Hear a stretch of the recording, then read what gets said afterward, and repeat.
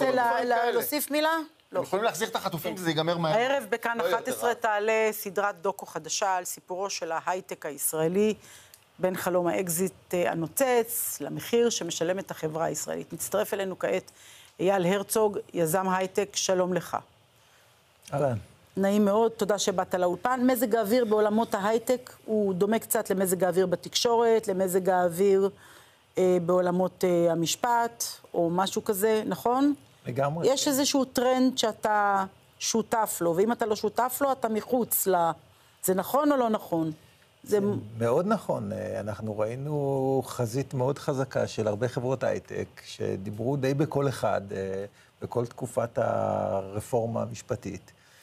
ואני חושב שבהחלט ניתן לומר שהדעה השלטת בעולמות ההייטק היא תמיכה בשמאל מרכז, כמו שנקרא. כשהזמנו אותך בעקבות מה שנקרא קידום לסדרה לאולפן, אז עשינו קצת בגוגל, וגילינו שבזמנו עבדת בקמפיין של נתניהו כאיש מחשבים, זה נכון? או כאיש הייטק? יועץ, כן. הייתי יועץ לענייני ב-2020? כן, כן? כן. עבדתם קרוב, רחוק? קרוב מאוד, כן. אז אתה ביביסט? וואו. אני תומך בבנימין נתניהו, אני חושב שהוא האופציה הטובה ביותר. וואי. מוסי, אני מציעה שתטפל בו. למד לדרכו בהייטק. זהו. חייב להגיד. תבוא להיות אותנו בפאנל. אתה יכול להיות תומך ויכול להיות... אני לא תומך בביבי נתניהו, אני תומך בעם ישראל. וכל פעולה שהיא נגד עם ישראל ונגד האיחוד של עם ישראל, אני נגדה. אבל אתה יכול להיות ימין, אתה יכול להיות שמאל, אתה יכול להיות מרכז, אתה יכול לא לתמוך בביבי, אתה גם יכול לא להסכים איתו וכן לתמוך איתו, אתה יכול לא להסכים איתו ולתמוך באנשי שמאל, ותהיה בן אדם, ותאחד את עם ישראל, מבחינתי אתה ראוי. כל מילה בסלע. כמה ערך ההפסקה עשתה לו טוב. כל מילה בסלע. אמר עכשיו שתי משפטים, לא יציר שום הצהרה. לא, אמר משפט מאוד יפה. הוא אמר כל אדם זכותו לדעתו, ויש גבול לשנאה. זה הכל. אבל עכשיו בנימה רצינית. איך זה? אתה אומר את זה בכל רם? תראה, אני אומר את זה בכל רם. אני רואה שיש אנשים שהרבה יותר קשה להם לקבל את זה מאחרים. אני חושב שזה דבר שהוא די כללי, שהרבה פעמים מסתכלים על אנשים מהצד הימני של המפה קצת כלא מוסריים. בעוד שהנטייה מימין שמסתכלים על אנשים מהשמאל, לראות אותם כתמימים או טועים, על אנשי הימין מסתכלים כחסרי מוסר או, לא יודע, חשוכים כאלה. זה שני דברים שונים. זה שני דברים שהם שניהם רלוונטיים. כן. עכשיו, זה בטח לא עוזר לאף אחד שמסתכלים עליו בצורה כזה. בסטריאוטיפים. כן, ואני חושב שחשוב מאוד לזכור שאנחנו מדברים על פוליטיקה, זה הכל תיאוריות ואינטואיציות, אין הוכחות ואין ודאות. אף אחד לא יודע מה היה קורה אם היה פה עכשיו ראש ממשלה אחר, אף אחד לא יודע מה יקרה בעתיד אם נחליף ראש ממשלה, בגלל שאין לנו הצצה ליקום אלטרנטיבי שבו אנחנו רואים אם היה יותר טוב או פחות טוב אם היה מישהו אחר. וצריך לזכור את זה שבגלל זה כל דעה היא לגיטימית, ואי אפשר לבוא ולהוכיח לאף אחד שאותו, בגלל זה גם אף פעם לא משכנעים אף אחד בוויכוחים פוליטיים. אבל אתה בכל זאת עשית איזשהו מעבר, לא? כן. היית ב-8200, גדלת בערוגות של המקום הזה. האמת היא, זה עוזר לי להבין את הצד השני, כי אני עד גיל 37 הייתי שמאל, יש שיגידו גם שמאל קיצוני.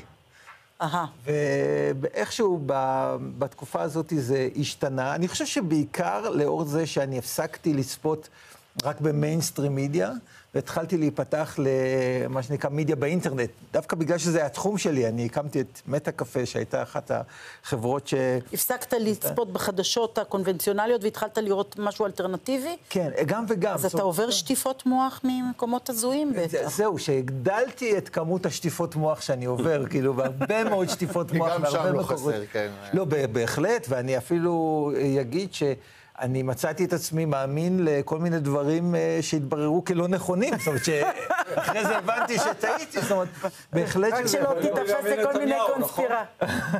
אבל לא, אני ברוב חיי, אני מאוד לא אהבתי את בנימין נתניהו. אני האמנתי בשלום, ובהתנתקות חשבתי שזה נהדר, ואוסלו זה היה רגע, הייתי בהפגנה שבה רבין נרצח, אני דור הנרות, כאילו. וואו. אני גם הייתי שם. ככה, המציאות קצת התנפצה לי בפנים, ופתאום נזכרתי בזה שצעק כל הזמן, שלא אהבתי, שאמר, אתם תתחרטו על המהלכים. לא חשוב, לא ניכנס לפרסונות. אני מתכוונת מבחינת ה-environment, משפחה, חברים.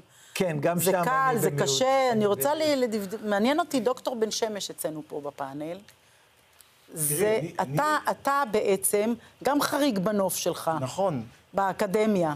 נכון. דוקטור למשפטים, חריג בנוף שלך. גם אתה חצית את הקווים. נכון. מה זה? שמעתי לא שיש חצה את קול הקווים. אחיד. הוא חזר.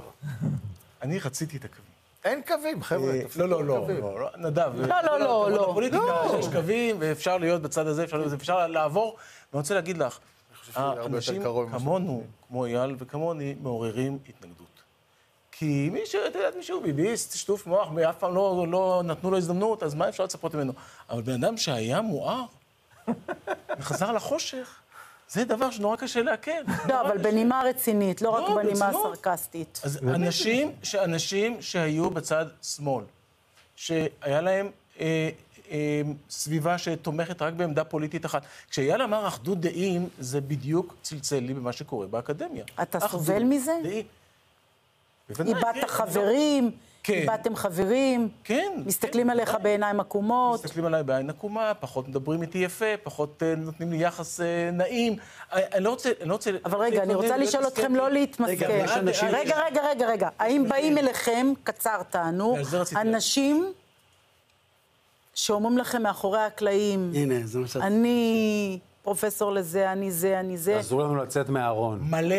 מלא, ולכן אני אומר, מה שאייל אמר, שאני תומך, זה כמו מצד הגאווה, זה נותן אומץ להרבה מאוד אנשים שהם בארון, לקום ולהגיד, אני מזדהה איתך, מותר להגיד ככה ולהישאר בחיים.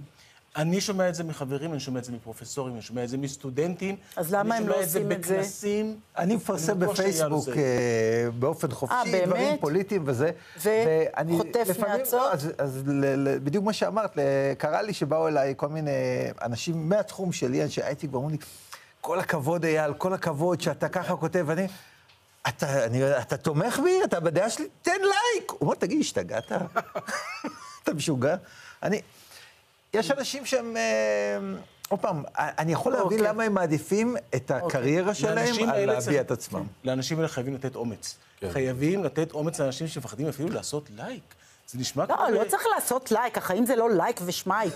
החיים זה ערכים ומוסר ואמונה בצודק ובנכון ובראוי, וכל אדם זכותו לדעתו. דמוקרטיה אמיתית מכילה את האחר. מי שלא מכיל את האחר, הוא שטוף שנאה ושטוף דעות קדומות. מרקו, קצר, כן, אני רוצה להתקדם. ביום רביעי האחרון, כן.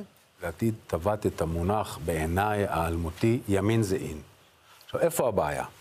יש פה גם איש הייטק, איש אקדמיה, חבר'ה שהיו בשמאל עברו לימין, שזה באמת לא אירוע דרמטי. אבל האומץ לב, לבוא לקדמת הבמה, ואפילו להיחשף בעניין הזה, זה הסיפור. השאלה, פונים אליי, גם אליי פונים הרבה אנשים שהיו שם פעם, וזה, איך מוציאים אותם החוצה. ואני אומר באמת... לא צריך להוציא אותם. לא, צריך להוציא אותם. צריך להגיד, הבושה היא לא להאמין בגישה מסוימת. הבושה זה לרדוף אדם כי הוא יהודי.